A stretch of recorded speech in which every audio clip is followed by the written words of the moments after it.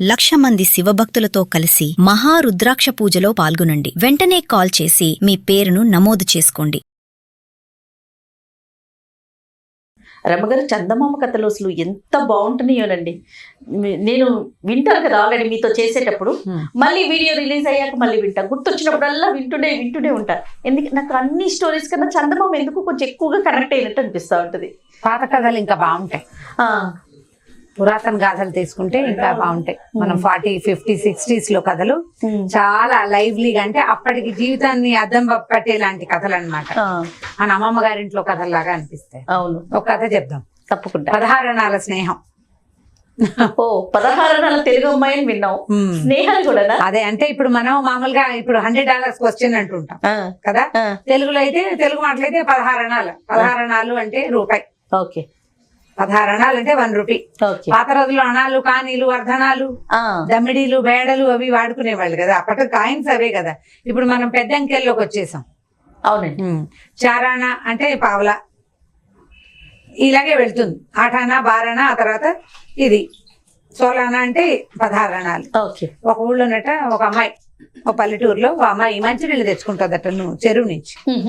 ఆ పిల్లని నడుచుకుంటూ ఇంటికి వెళ్తుంటే ఒక కుర్రాడు ఎదురుపడి నీ పేరేమిటమ్మాయి అని అడిగేసరికి ఈ పిల్ల తెల్లబోయింది. అమలండి అంది. అమ్మాయి పేరు అమలండి. అంటే మీ ఇల్లు ఎక్కడ, మీ నాన్నగారు ఏం చేస్తారని అడిగాడు. మీకు ఎందుకండి అని. ఊరికే అని అడిగితే సరే ఈ అమ్మాయి ఫలానా వచ్చేటప్పుడు బావి పక్కన ఉన్న ఇల్లు మా ఇల్లునండి, మా నాన్న పేరు వెంకటరామయ్య, వ్యవసాయం ఉంది అని చెప్పి వెళ్ళిపోయింది. ఆ కుర్రాడి పేరు సుదర్శనం. ఆ ఊళ్ళో ఒక పెళ్లి చూపులు చూడడానికి వచ్చాడు. ఓకే. అయితే ఆ కుర్రాడికి ఆ పెళ్లి చూపుల్లో వచ్చిన అమ్మాయి నచ్చలేదు. ఏ పిల్లని చూశాడో ఆ పిల్ల నచ్చల. అయితే అతను బయటకు వచ్చేసి ఈ చెరువు గట్టును కూర్చున్నాడు.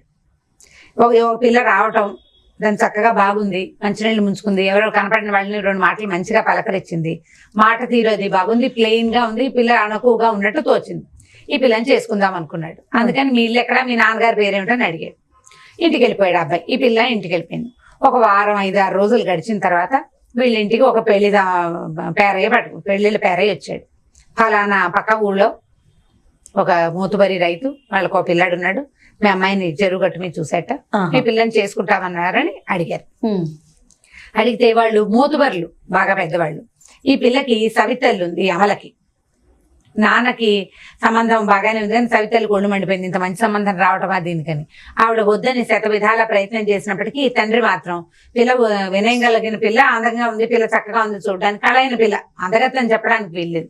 సరే సంబంధం వాళ్ళంతటి వాళ్ళు వెతుకుంటూ వచ్చారు కాబట్టి పక్కింటి వాళ్ళు, ఆ పెళ్లిళ్ళ పేరయ్య అందరూ కలిసి ఈ పిల్లని ఇవ్వాల్సిందేనని ఒప్పించారు, పెళ్లి చేసేసేయమని. సరే ఏమైంది, పెళ్లి అయిపోయింది. పెళ్లి అయిపోయిన తర్వాత ఈ పిల్ల ఏం చేసింది, ఈ అమ్మాయికి చదువు రాదు. ఓకే. అప్పట్లో చదువుకు అసలు ప్రాముఖ్యతే లేదు, ప్రాధాన్యతే లేదు. దాని చదువు రాపోయినా పర్వాలేదు, ఎవరైనా చదువుకున్నారంటే పెద్ద గొప్పగా పెద్ద బాల శిక్ష చదివింది మా అమ్మాయి అని చెప్తే అప్పుడు దానికి BAనో MAనో ఉన్నట్టు అనమాట. పెద్ద బాల శిక్షకి పెద్ద బాల శిక్ష చదివిన వాళ్ళకి చాలా వచ్చు. ఈసారి ఎప్పుడైనా ఆ విషయం గురించి చెప్దాం, పెద్ద బాల శిక్ష సంగతి. సరే ఈ పిల్లని చేసుకున్నాడు కదా, అత్తారింటికి తీసుకుపోయారు. పెద్ద ఇల్లు. అంతకుముందు ఈ పినిగారింట్లో, వాళ్ళ అమ్మ ఇంట్లో, అంటే తండ్రి దగ్గర ఉన్నప్పుడు ఆ అమ్మాయి గొడ్ల దగ్గర పనిచేసేది, ఇళ్ళు వాకిళ్ళు జిమ్మేది, అది వంట చేసేది, మంచినీళ్ళు తెచ్చేది, ఎంత పని చేసేదో. ఇక్కడికి వచ్చేసరికల్లా గొడ్డు గోదా బాగా ఉన్నాయి, పనివాళ్ళు పాలేళ్ళు ఉన్నారు. అమ్మాయి పెద్దగా పని చేయక్కర్లా, కులాసాగా ఉండొచ్చు.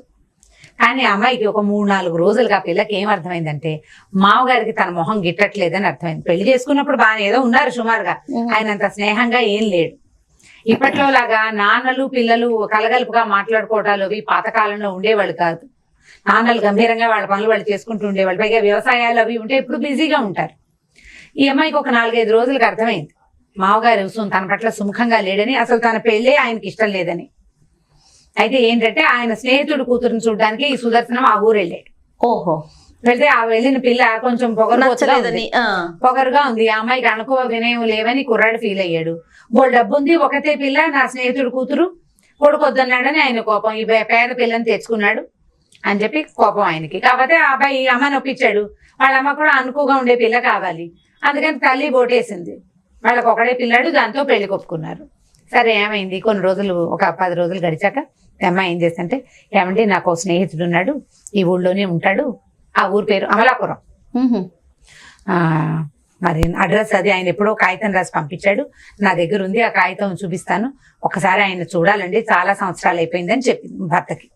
సరే ఆ కాగితం పట్టుకురా, నీకు స్నేహితుడు ఏమిటో, నువ్వు చదువుకోలేదు కదా, ఎక్కడి నుంచి స్నేహితుడు అంటే 10 ఏళ్ల క్రితం లేదా 8 ఏళ్ల క్రితం, 8 ఏళ్ళు అప్పటికి 10, ఆ పిల్లకి 10 సంవత్సరాల వయసు, ఆ అమలకి 8 ఏళ్ల నాడట వాళ్ళ పింతల్లి అంటే సవితల్లి ఉంది కదా, ఆవిడ వాళ్ళ తమ్ముడు పెళ్లికి వెళ్తూ తన పిల్లల్ని తీసుకెళ్లిపోతూ ఈ అమలని ఇంట్లో అట్టే పెట్టి వెళ్ళింది. ఇంట్లో అట్టు పెట్టేసింది, బయట గడి పెట్టింది, బయట తాళం పెట్టేసి నువ్వు ఇంట్లో ఉండు, వెనక వైపు నుంచి ఏదైనా సరుకులు తెచ్చుకో అని చెప్పి 20 అణాలు అమ్మాయి చేతిలో పెట్టింది.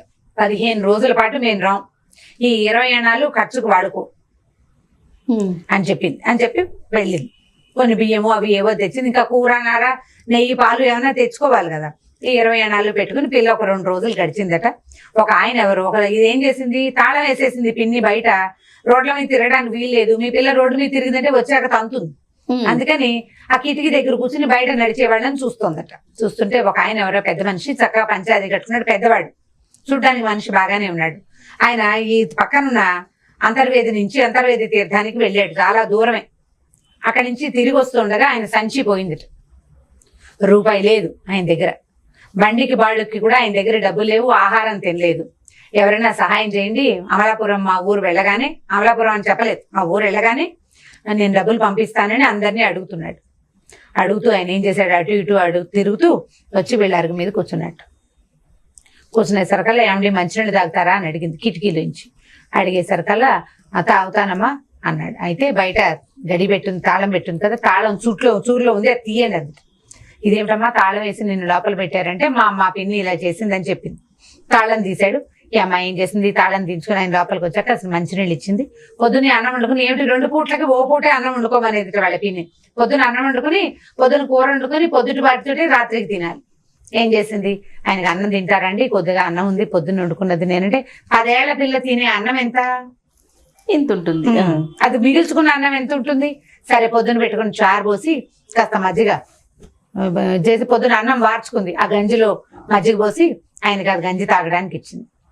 అక్కడి నుంచి పక్కంటి పిన్ని ఆ అమ్మాయికి 2 అరటిపళ్ళు ఇచ్చింది.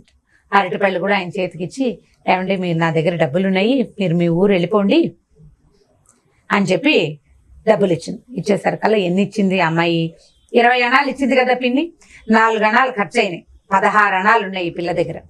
16 అణాలు ఎత్తి ఆయన చేతిలో పెట్టింది. మీ బండి కట్టించుకుని మీ ఊరు వెళ్ళిపోండి, నా తర్వాత పంపిద్దురు కానీ మీరు ఊరెళ్ళాక పంపిస్తానంటున్నారు కదా అంటే, ఆయన పిల్లని చాలా మెచ్చుకున్నమ్మా, చిన్న పిల్లవి, 10 ఏళ్ల పిల్లవైనా నీకు ఇంత జ్ఞానం ఉంది, ఊళ్ళో ఇంతమందిని అడిగాను, ఒకళ్ళు మంచినీళ్ళు తాగుతావా నాయన అని కూడా అడగలేదు, నువ్వు చాలా బంగారు తల్లివని పిల్లని మెచ్చుకున్నాడు.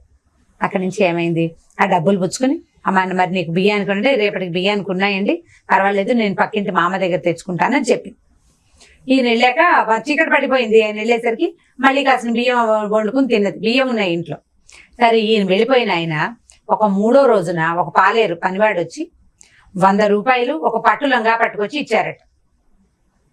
ఇచ్చినప్పుడు ఏం చేశారంటే, ఆయన వెళ్ళేటప్పుడు కాగితం మీద రాసి ఇచ్చాడు తన ఊరు పేరు. మీదేం ఊరు అంటే, నీ పేరే అమలాపురం అని చెప్పాడు. అని చెప్పి ఈయన, ఆయనతో నాకు అప్పుడు స్నేహం కుదిరింది, చాలా సంవత్సరాలు అయింది నేను చూడలేదు, కానీ ఆయన మా ఊరు వచ్చినప్పుడు తప్పకుండా మా ఇంటికి రమ్మని నాకు పదే చెప్పిళ్ళాడు. ఈ ఊళ్ళోనే కాపురానికి వచ్చాను కదా, ఒకసారి ఆ పెద్ద ఆయన్ని చూస్తాను అని అడిగిందట. ఎందుకంటే మా నాన్న ఎప్పుడు నాతో బాగా మాట్లాడలేదు, ఏదో అంటి ముట్టినట్టు ఉండేవాళ్ళు, మా పిన్ని నన్ను బాగా చూడలేదు, ఆయన చాలా ప్రేమగా మాట్లాడాడని ఈ అమ్మాయి చెప్పింది. సరే కాగితం పట్టుకురమ్మన్నాడు. పెట్టెలోంచి ఆ కాగితం ఎప్పుడుదో 8 ఏళ్ల నాడు రాసిన కాగితం పుసుకొని వచ్చింది. ఆ కాగితం చూడగానే అబ్బాయికి నవ్వొచ్చింది. ఈ కాగితం ఎవరో తెలుసా, మీ మామగారే ఇందులో ఉన్న పేరు అని చెప్పాడు. వీళ్ళ ఇంటి అడ్రస్సే ఉంది అందులో. దాంతో ఆ అమ్మాయి తెల్లపోయి, నేను గుర్తుపట్టలేదండి, 8 ఏళ్ల నాడు పిల్ల, 10 ఏళ్ల పిల్ల, 18 ఏళ్ల వయసు వచ్చాక గుర్తుపట్టద్దు. ఆయన ఆ పిల్లని గుర్తుపట్టలేదు. పైగా పెళ్లికి మాటలకి దీనికి ఆయన ఆ ఇంటికి రాలా, వాళ్ళ దగ్గరికి రాలా, అంతా పెళ్లిళ్ళ పేరయ్యే మాట్లాడాడు, ఎక్కడో పెళ్లి చేశారు. ఆ ఊరొచ్చి ఆ ఇంట్లో గనక వస్తే ఏమైనా గుర్తుపట్టేవాడేమో, అయినా గుర్తుపట్టలేదు. దాంతో ఈయన కుర్రాడు వెళ్ళి వాళ్ళ నాన్నకి, నాన్న ఈ కాగితం నీ చేతి రాతే ఎవరికి రాసి ఇచ్చావో గుర్తుపట్టమని ఆ చేతిలో పెట్టాడు. చేతిలో పెడితే ఆయన కాగితం చూడగానే నాకెందుకు గుర్తులేదు, నేను వాళ్ళ ఇంట్లో అన్నం తిన్నాను, 10 ఏళ్ల పిల్ల నాకు అన్నం పెట్టింది, 16 అణాలు ఇచ్చింది నేను ఈ ఊరు రావడానికి అన్నట్ట. నాన్న నీ 16 అణాల ఫ్రెండ్ ఎవరో కాదు, నీ కోడలేనే నా పిల్లని తీసుకొచ్చి చూపించాడు.